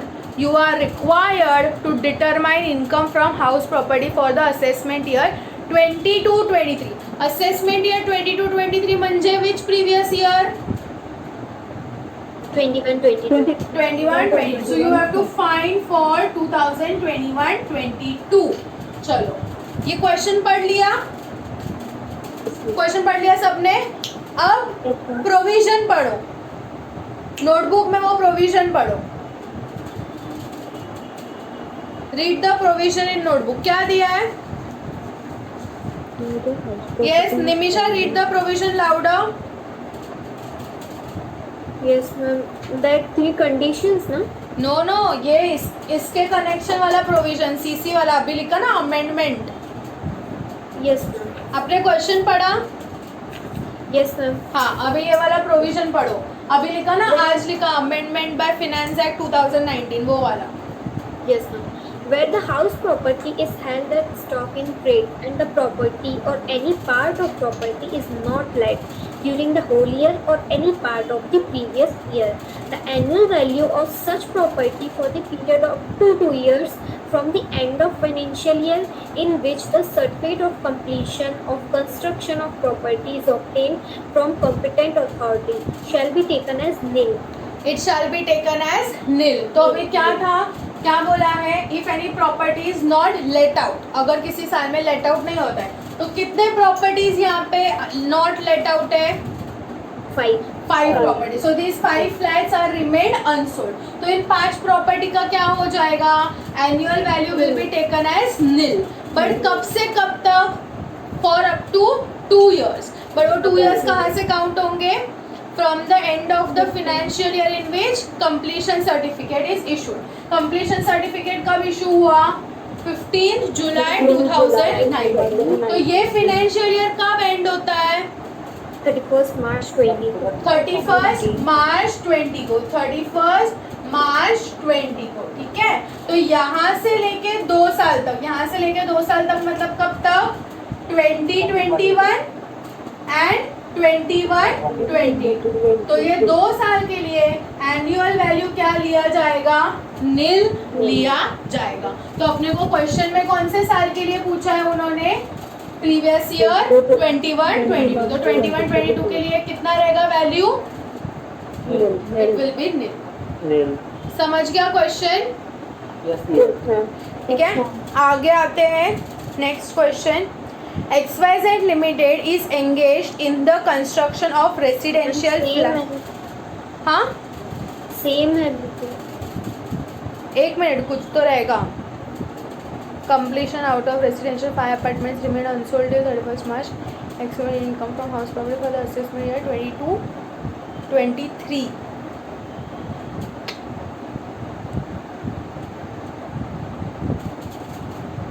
Okay, वो एक before amendment वाला है, एक after amendment वाला है। तो अगर before amendment वाला रहता था तो वो केस के अंदर हम लोग एनुअल वैल्यू टैक्सेबल करते थे, बट आफ्टर अमेंडमेंट है तो वैल्यू हम लोग नील लेंगे, ठीक है। फिर income from building constructed, ma'am उसमें आंसर तो डिफरेंट किया है। हाँ, यहाँ पे देखो ना 2 एरो किया है, तो वो इसलिए किया है कि एक जो है वो बिफोर अमेंडमेंट वाला है, एक जो है वो आफ्टर अमेंडमेंट वाला है, ठीक है। सेम है क्वेश्चन, एकदम डिट्टो सेम है। अगर ये अमेंडमेंट के पहले क्वेश्चन रहता था तो वो केस के अंदर हम लोग जो जितना रेंट है बाकी का, मतलब 30,000 पर मंथ इंटू 5 फ्लैट्स, उतना टैक्सेबल करते थे। लेकिन अभी अमेंडमेंट आ गया तो हम लोग इसका वैल्यू नील लेंगे। तो तुम लोग को भी एग्जाम क्वेश्चन नहीं आएगा ये, हाँ, बिफोर अमेंडमेंट नहीं आएगा। नहीं, बिफोर अमेंडमेंट नहीं आएगा। एग्जाम के अंदर आपको नील ही लिखना है, it will be nil. Next, income from building constructed on lease hold is taxable as dash. Income from house property, income from other sources, profit and gains, capital gains. क्या आएगा, लीज होल्ड प्रॉपर्टी पे building construct कर रहे हो,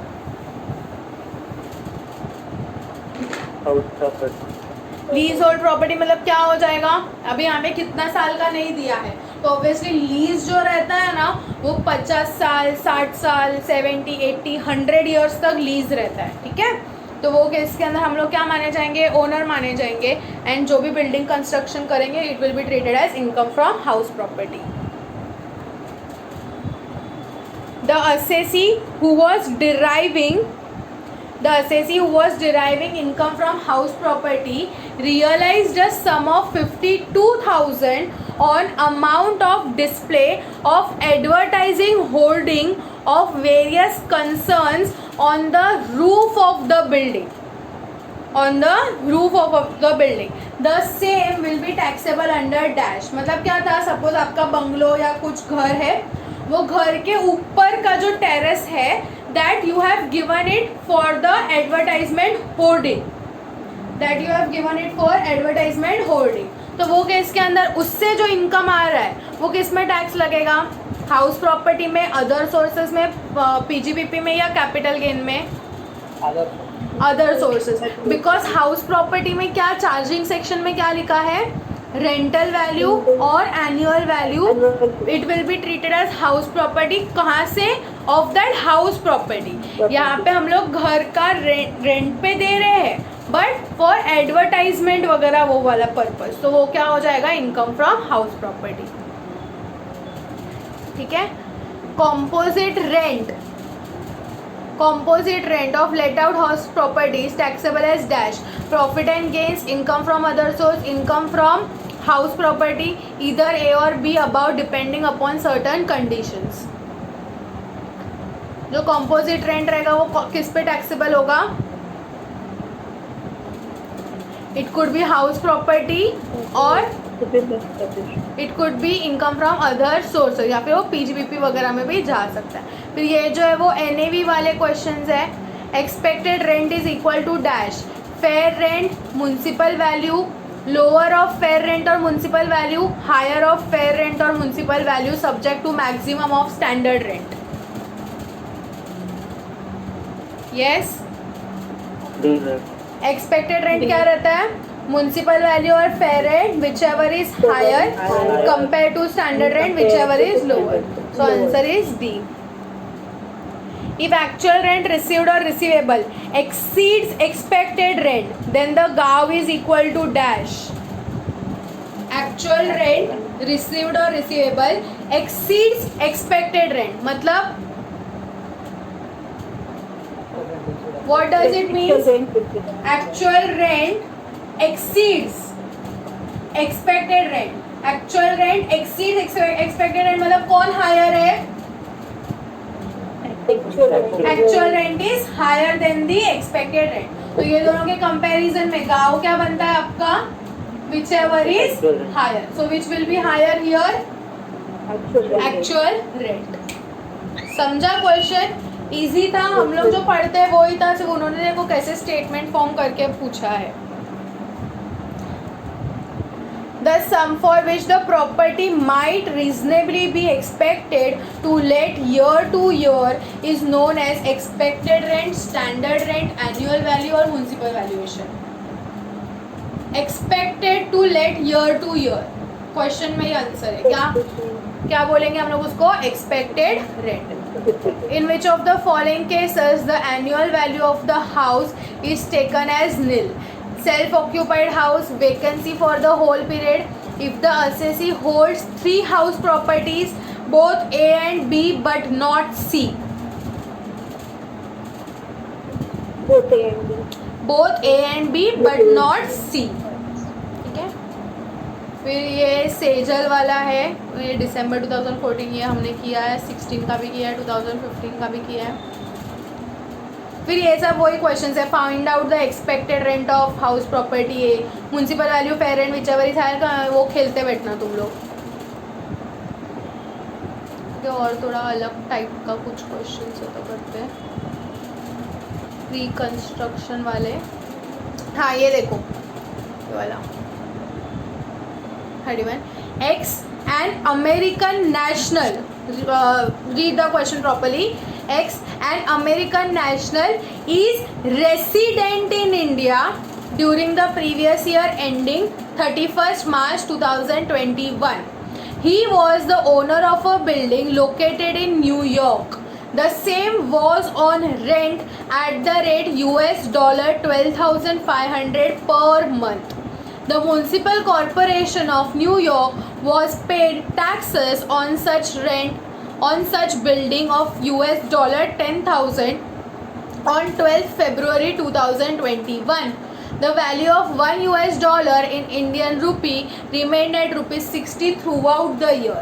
X wants to know his taxable income for house property for the assessment year 21-22. अब सबसे पहले वो कौन है? कौन है? Mister x. मिस्टर एक्स कौन है? अपने अपने एक्स को मत याद करो यहाँ पे। मिस्टर एक्स कौन है? American national. और कौन है अमेरिकन नेशनल के साथ साथ? Resident in India. Resident in India मतलब क्या है? इंडिया का बकरा। रेसिडेंट इन इंडिया मतलब इंडिया का बकरा। तो क्या होगा? रेसिडेंट इन इंडिया है तो ग्लोबल इनकम टैक्सेबल। तो ग्लोबल इनकम टैक्सेबल कॉन्स्टेबल, तो अब वो बेचारे का न्यूयॉर्क में घर है, वो घर उसने रेंट पे दिया है, तो वो रेंट के ऊपर टैक्स लगेगा या नहीं लगेगा? लगेगा। So how much is the rent there? How much? अब यहाँ पे म्युनिसिपल वैल्यू, फेयर रेंट वगैरह कुछ भी नहीं दिया है, तो हम लोग सीधा क्या लेंगे इसके केस में? गांव। रेंट दिया है तो मतलब this is your actual rent. How much is the actual rent given? How much is the actual rent given? Yes, 12,500 per month. Dollar 12,500 per month. तो गांव टोटल कितना डॉलर हो गया? दो तरह से इसको तुम कैलकुलेट कर सकते हो। या तो क्या करो, actual rent is how much? Dollar 12,500 per month. पहले डॉलर में कंप्यूट करो, फिर रुपी में कन्वर्ट करो और गाँव। अब ऑब्वियसली इंडिया में टैक्स भरेगा तो रुपीस में ही टैक्स भरेगा, डॉलर में तो टैक्स नहीं भरेगा, तो कन्वर्ट करना पड़ेगा। तो गाँव कितना आएगा इसका? Actual rent 12,500 dollar into 12 months. कब से दिया है उसने रेंट पे? ऐसा कुछ नहीं बोला है ना। कैलसी नहीं आती है, एक सेकंड में कैलसी लेके करो, बोलो तुम लोग मेरे को। 12,500 इंटू 12 कितना आता है? 1,50,000 $1,50,000 डॉलर्स। ठीक है, तो इसका गांव कितना आ जाएगा? डॉलर 1,50,000। इसमें से क्या माइनस करेंगे हम लोग? Municipal tax. उसने क्या किया है वहाँ पे? म्युनिसिपल टैक्स पे किया है। ठीक है, अगर वो इंडिया के रेसिडेंट को अगर हम लोग डिडक्शन देते हैं तो ये रेसिडेंट इन इंडिया ही है, तो इसको भी हम क्या दे देंगे? डिडक्शन दे देंगे म्युनिसिपल टैक्स का।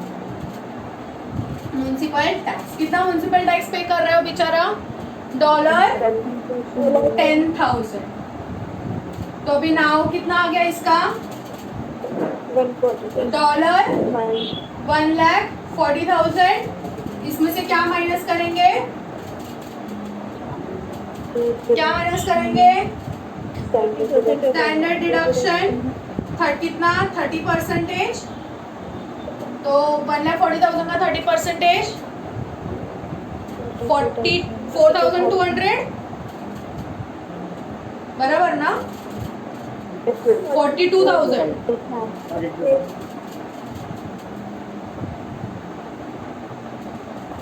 42,000 आएगा ना?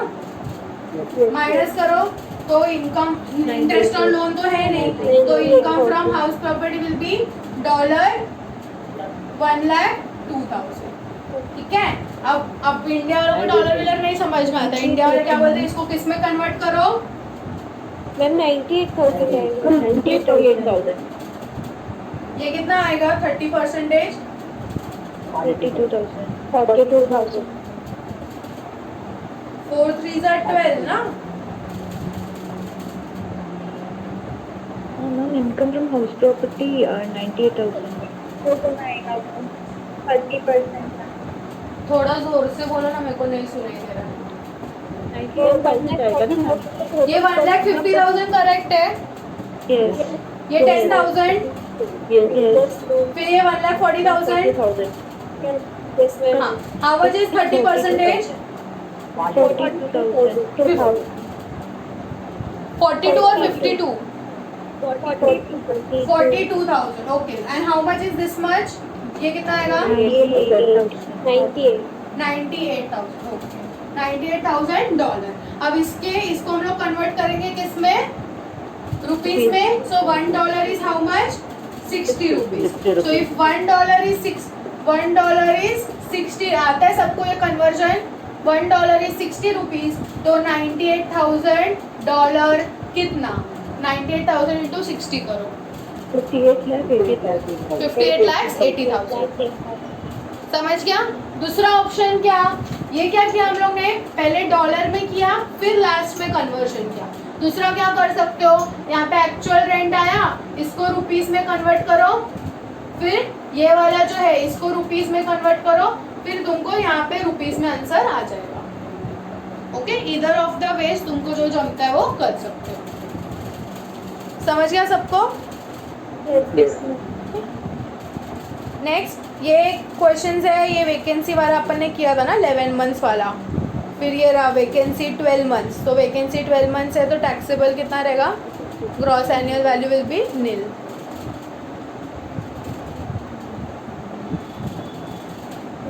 म्युनिसिपल वैल्यू ऑफ रेंट,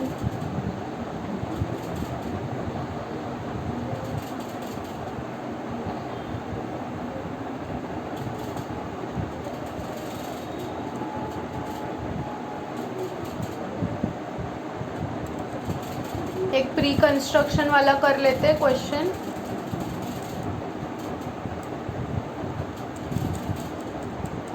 अगर मिला तो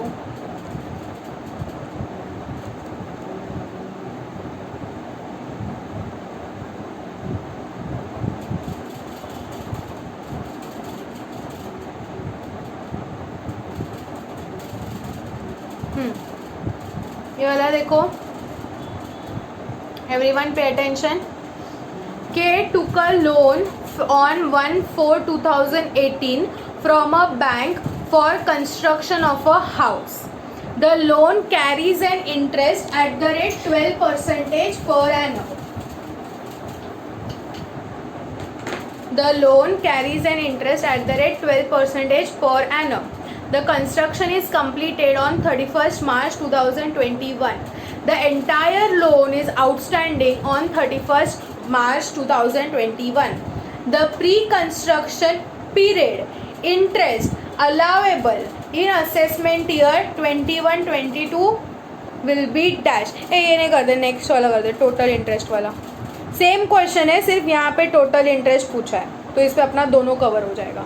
क्या बोला है, K took a loan of rupees 8 lakhs on 1/4/2018 from a bank for construction of a house. कभी लोन लिया उसने 1/4/18 को, for how much rupees?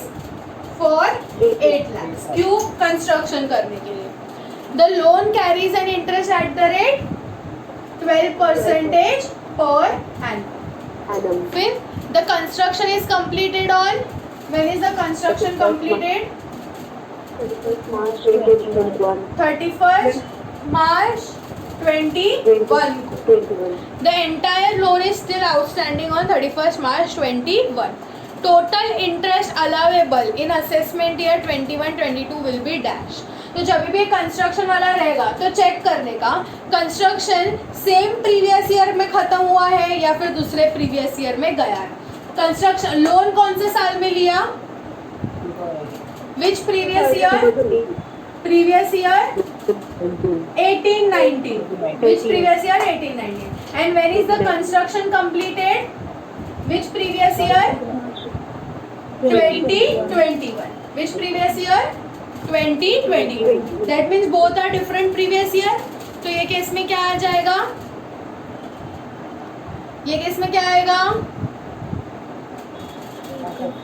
अरे थकेले लोग को, मैं भी ऐसे धीरे धीरे आवाज में बोलूँ क्या? बोलो थोड़ा जोर से। प्री कंस्ट्रक्शन इंटरेस्ट आएगा। What is asked in the question?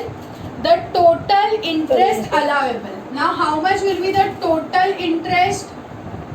How much will be the total interest? Interest due, interest due for previous year 2021 plus 1/5 of pre-construction interest. Correct. अभी पहले हम लोग interest due for previous year 2021 का निकालते हैं, तो कितना इंटरेस्ट बाकी रहेगा? उन्होंने बोला पूरा ये बाकी है, पूरा लोन बाकी है आउटस्टैंडिंग। तो 2021 के लिए how much will be the interest on loan? How much will be the interest on loan? 8 lakhs के ऊपर 12%। 8 lakhs के ऊपर 12%। बोलो कितना आता है? 12 8 96,000। करेक्ट, 96,000 ये इंटरेस्ट आया, प्लस क्या आएगा? 1/5 of the this pre construction. तो प्री कंस्ट्रक्शन के लिए what is the first step? What is the first step? Pre-construction period. Whichever is later. Pre-construction period. तो पीरियड कब से कब तक है? डेट ऑफ लोन और commencement of construction. In question commencement of construction का डिटेल्स नहीं दिया है, तो we assume date of loan. तो 1/4/18 to 31st March before completion of construction. When is the construction completed? 21. 31st March 21. 31st March 21. उसके पहले कौन सा 31st March आता है? 2020. 31st March 20. समझा? इसमें कंफ्यूज होने का नहीं कि चलो 31st March 21 ही तो है तो वो ही ले लेते हैं, ऐसा नहीं. क्या बोला है? जिस साल में खत्म हो रहा है उसके पहले का 31st March. Even though construction is completed on 31st March 21, हम लोग उसके एक दिन पहले वाला डेट लेंगे. ठीक है? तो एक साल पहले वाला डेट लेंगे. तो 1 April 18 से 31st March 20. How many months और how many years? How many months? 24 months. 24 months. 18, 19, 19, 20. So how many months? 24 months. This is your pre-construction period. Okay. Now next step is pre-construction interest. तो कितना रहेगा pre-construction interest? 8 lakhs into 12/100 into 24/12. Into 24 मत कर देना, ये per annum है, per annum. तो into how many months? 24/12. कभी भी ऐसा रहेगा तो ऊपर हाउ मेनी मंथ्स आएगा और नीचे हमेशा 12 आएगा. इसका मैथमेटिकली भी क्या होता है? 12 1s are 12 2s are. तो इंटू 2 years. ठीक है, समझा? तो into 24 upon how many months? 24. और नीचे हमेशा 12 आएगा जब भी ऊपर मंथ्स आएगा वो. मेरे को बोलो क्या आता है इसका आंसर? 96,000. 96,000 इंटू 2 1,92,000. 1,92,000. 90,000. 1,92,000. 1,92,000. 1,92,000. ये पूरा मिलेगा 1,92,000. ठीक है, ये आया pre construction interest. So 96,000 plus 1/5 of 1,92,000. 2,000. So how much is the 1/5 of 1,92,000? 38,400. हाँ? 38,400. 38,400. 38,400. What is the total? 96,000 plus 38,000? 1,34,400. समझ गया? ठीक है, चाहिए तो नोटबुक के अंदर क्वेश्चन नंबर दे दो 57 फ्रॉम कंबाइंड PDF और सॉल्यूशन कॉपी कर लो. ठीक है, सो दैट एक रेलेवेंस रहेगा.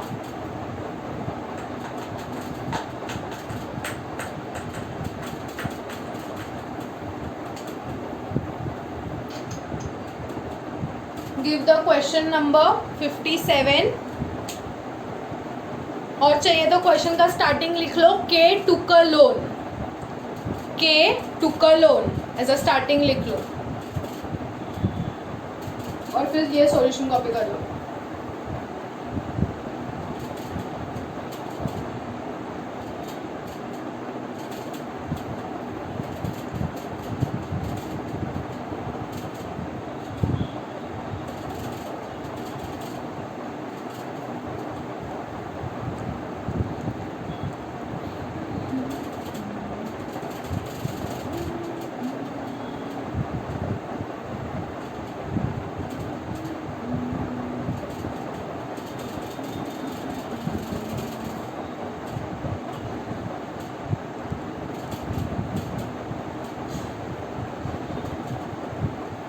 And one more thing, listen here, pay attention.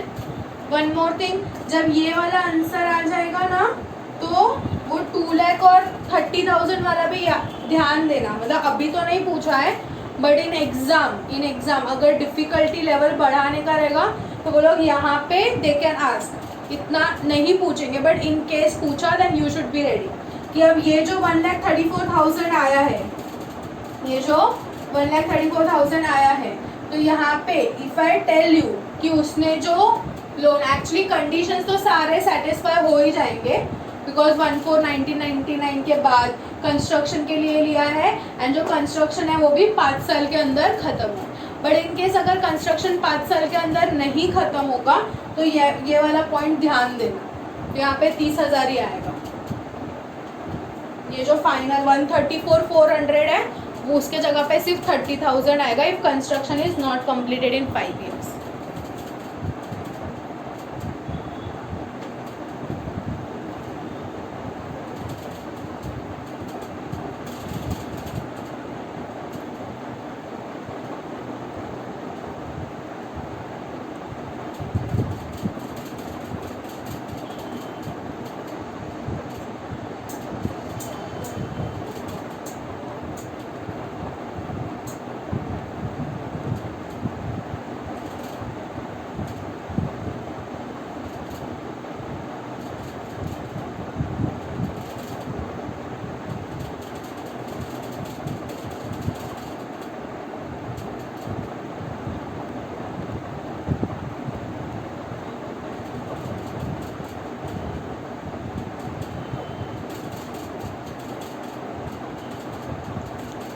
हो गया सबका लिख के? Anyone writing? या चलो, बाकी सब तो बेसिक्स ही है, थोड़ा दिमाग लगाओगे तो आ जाएगा answer.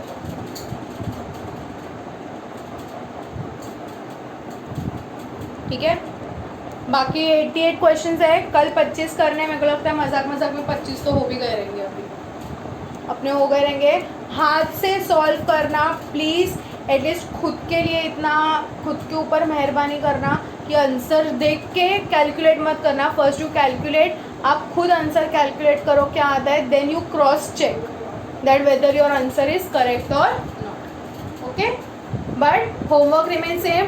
First revise provisions of house property, then go for solving. ठीक है, परसों भी पहले प्रोविजंस रिवाइज करना है, फिर नेक्स्ट 25 क्वेश्चंस करने हैं, एंड मंडे को वापस रिवाइज करना है, पहले प्रोविजंस फिर नेक्स्ट क्वेश्चंस करने हैं। ठीक है, yes. So we stop for the day. कल से स्टार्ट करेंगे बिजनेस एंड प्रोफेशन।